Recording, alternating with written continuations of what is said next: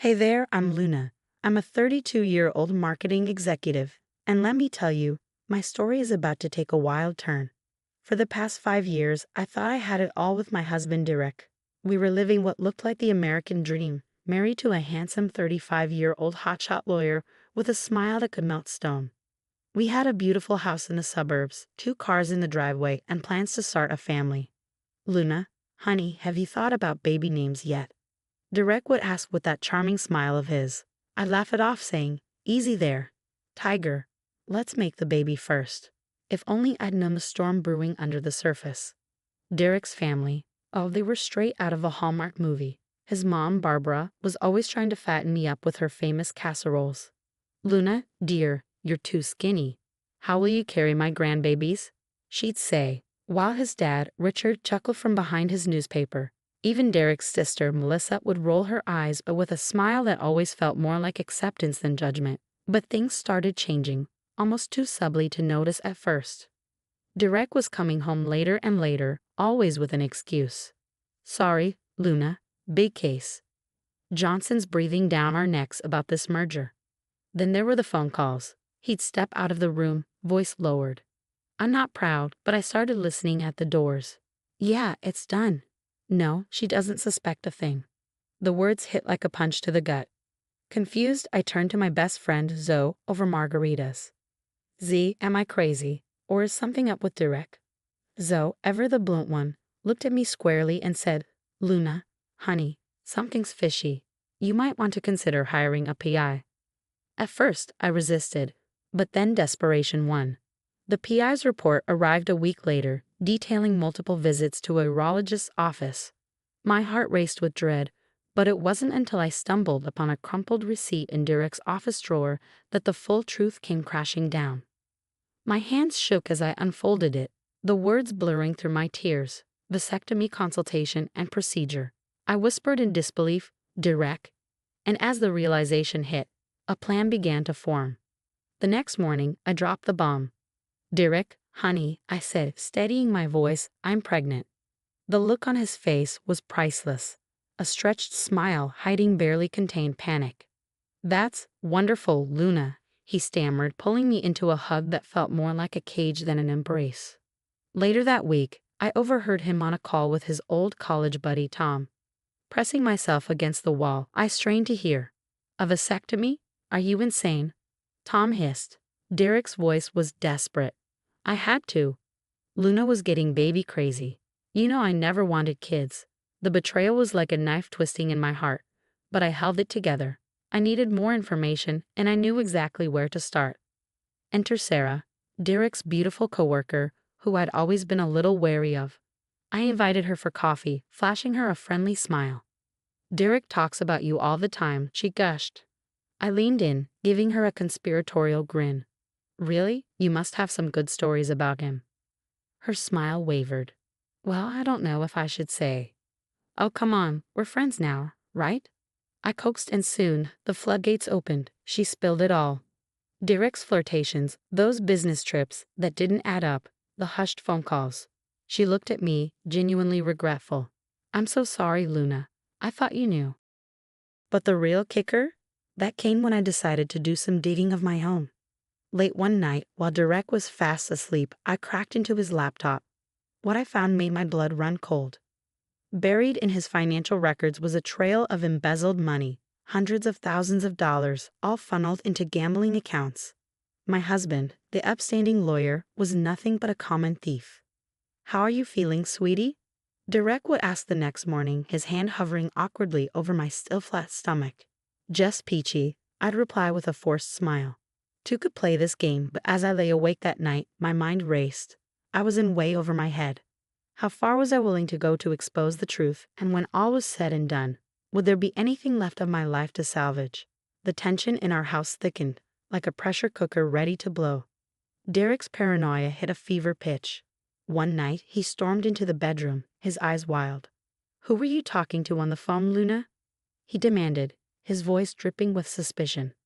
I sighed, feeling the weight of exhaustion. It was Zoe, Derek, same as always. Don't lie to me, he shouted, his face twisted with anger. I know you're cheating. It's the only explanation. That was it, the last straw. I snapped, unleashing everything I'd kept bottled up.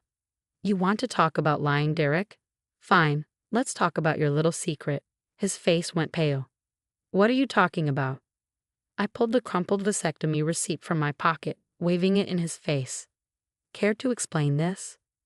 What followed was an explosive argument, years of resentment and secrets tearing through us like shrapnel. Fine, he yelled, his face flushed. I got a vasectomy, happy now. Why? I asked, my voice breaking. Why would you do this? Derek's expression hardened, his voice turning cold. Because you trapped me, Luna. This whole marriage was a mistake. I never wanted kids, never wanted this life. But you pushed and pushed. His words hit like physical blows, each one leaving a fresh wound. What are you saying? He laughed bitterly. I'm saying I've been living a double life, Luna. The perfect husband at home. But outside, I was free. No kids, no responsibility. Just me, living the life I always wanted. Before I could respond, the doorbell rang. It was his family, probably alerted by our shouting. Barbara rushed in, her face stricken with worry. What's going on here? She demanded. Derek, ever the snake, turned to his family, his eyes brimming with fake tears.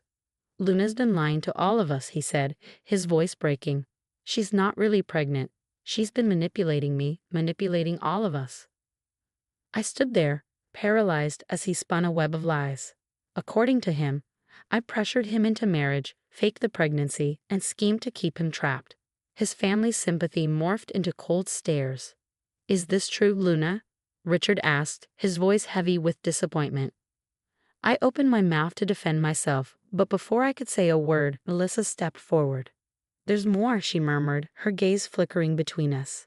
Derek, I knew about the vasectomy. I'm sorry. I should have told you. The room erupted. Accusations flew, tears spilled, and through it all, I remained silent, watching as the last shreds of my life unraveled. In a daze, I packed my bags, the weight of betrayal pressing down on me like a lead blanket. Outside, Zoe waited in her car, her face soft with sympathy. You okay, hun? She asked as I slid into the passenger seat. I shook my head, feeling tears finally spill over. I don't know. I don't know who I am anymore, Z, I whispered, staring out the car window as we drove away from the house I once called home. Everything I thought I knew, my marriage, my future, had turned to ashes. Zoe squeezed my hand gently. You're the strongest person I know, Luna. You'll get through this. I nodded, wiping away a tear. She was right. This was just the beginning, and Derek had no idea what was coming. Months after the fallout, I threw myself into my work, making the office my sanctuary, a place where I could rebuild myself, piece by piece. Luna, these campaign numbers are incredible, my boss told me one day. How would you feel about heading up your own department? I felt a surge of pride, a spark of the woman I used to be reigniting. I'd say it's about time, I replied with a smile. But that was just the start. With a newfound confidence, I took a leap and launched my own marketing firm. The day I signed the lease on my new office space, I felt like I could conquer the world. Late one evening, as I was working alone, a memory crept into my mind. Derek's embezzlement. My finger hovered over the send button of an anonymous email to his law firm. For a moment, I hesitated. Then, with a deep breath, I clicked. The fallout was swift. Within weeks, Derek was fired and disbarred, his once golden reputation shattered. Then the hits kept coming. Sarah, his former coworker, came forward with proof of his affairs, multiple affairs.